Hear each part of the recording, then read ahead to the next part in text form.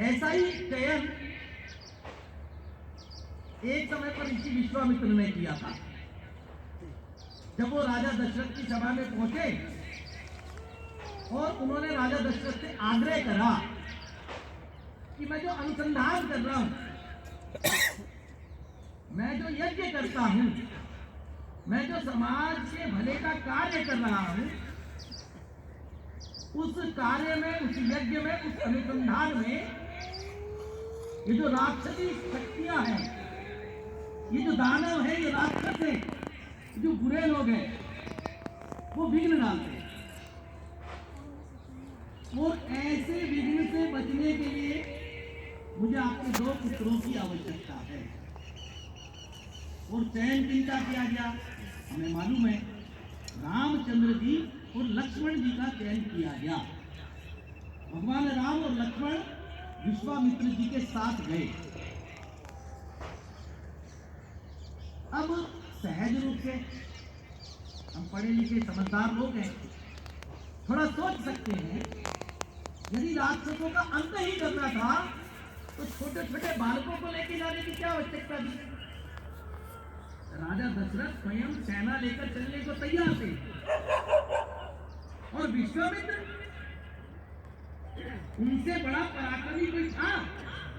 उनको राज ऋषि की उपाधि मिली हुई थी। एक से एक अस्त्र और शस्त्र चलाने में वो स्वयं सकुशल थे। वास्तविकता में राक्षसों का वध ये प्रमुख उद्देश्य नहीं था। प्रमुख उद्देश्य था श्री राम और लक्ष्मण जी का प्रशिक्षण। जिस प्रकार हमारे कार्यकर्ताओं ने हमारा चयन किया, ऋषि विश्वामित्र ने उनका चयन किया और अपने साथ उनको लेकर चले। रास्ते में अनेक घटनाएं, ताड़का का वध हुआ, एक हड्डियों का ढांचा बड़ा ढेर दिखाया गया, पहाड़ दिखाया गया। तो सहज रूप से भगवान राम ने पूछ लिया कि महाराज ये इतनी सारी हड्डियां किसकी? तो विश्वामित्र जी ने बताया ये इस समाज के अच्छे लोगों की अस्थियां हैं और राक्षसों ने इनका वध किया है। लेकिन राक्षसों का समाज में इतना भय है, कोई भी सगा संबंधी, भाई बंधु, समाज का अच्छा व्यक्ति इनके अंतिम संस्कार के लिए आगे ही नहीं आया।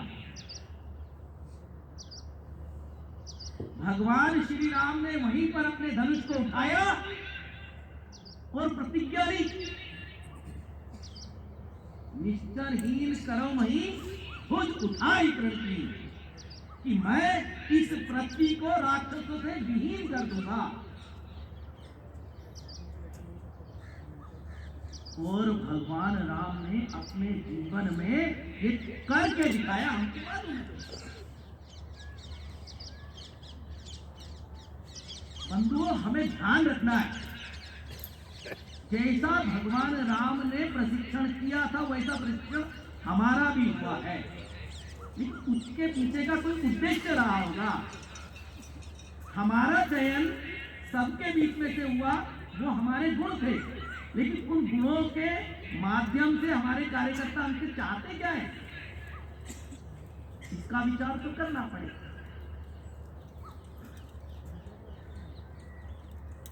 हमने घोष का प्रशिक्षण पाया, जैसा भी ध्यान कराया। अपने में से कुछ कार्यकर्ता ऐसे भी हैं जिनके पास शाखा का घोष प्रशिक्षण प्रमुख का दायित्व है। ये संकेत है, अपने क्षेत्र की प्रत्येक शाखा पर घोष शिक्षण प्रमुख की आवश्यकता है। हम सब इस प्रशिक्षण के बाद अपनी कुशलता ऐसी बनाए, स्वयं को ऐसा सिद्ध करें कि हम में से प्रत्येक कार्यकर्ता इस प्रकार के गुरुतर दायित्व को संभाल सके। जिस प्रकार शाखा पर ऐसे कार्यकर्ताओं की आवश्यकता है, वैसा नगरों पर भी नगर घोष शिक्षण प्रमुख की आवश्यकता रहती है। अपने में से कुछ सज्ञ कार्यकर्ता होंगे, दल क्रमांक 1 में होंगे, वो इस दृष्टि से अपनी सिद्धता सिद्ध करें ऐसी आपकी अपेक्षा नहीं।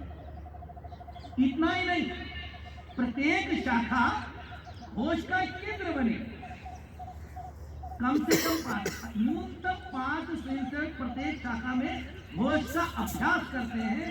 ऐसा चित्र अपने विभाग की प्रत्येक शाखा पर होना चाहिए। तो वो किनका दायित्व? प्रशिक्षण हमने पाया है तो ये दायित्व भी हमारा बनता है।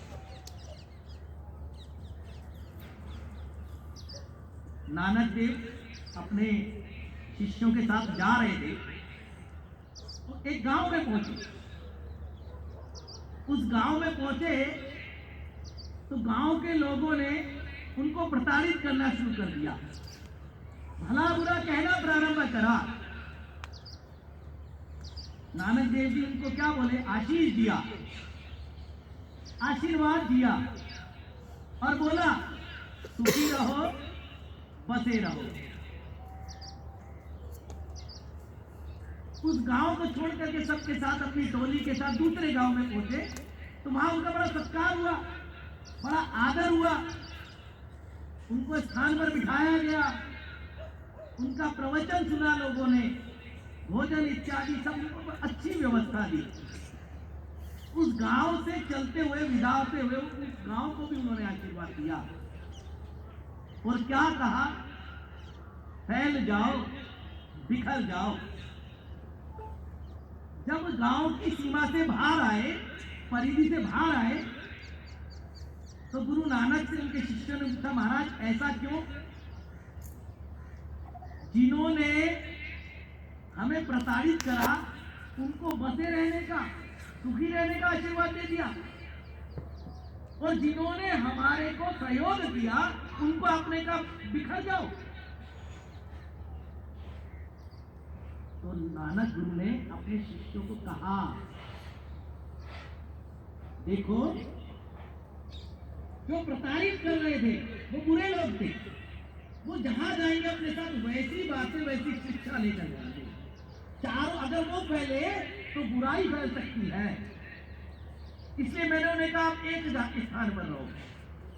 आपका फैलना समाज के लिए अनुपयोगी है, उपयोगी नहीं है।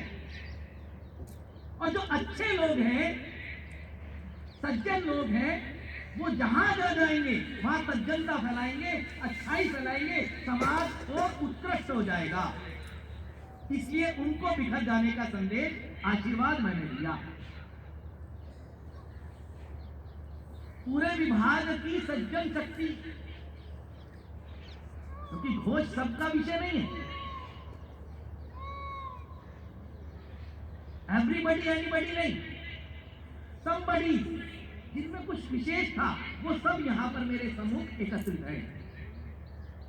आपके कार्यकर्ताओं ने आपका चयन करके इसीलिए भेजा है कि आपने क्षेत्र में जाके इस घोष का प्रचार और प्रसार करना है। अपनी इस विधा को इतना फैलाना है कि प्रत्येक शाखा, इस प्रकार अपने विभाग का प्रदर्शन हुआ है, प्रत्येक शाखा, प्रत्येक नगर ऐसा प्रदर्शन करने में सक्षम बने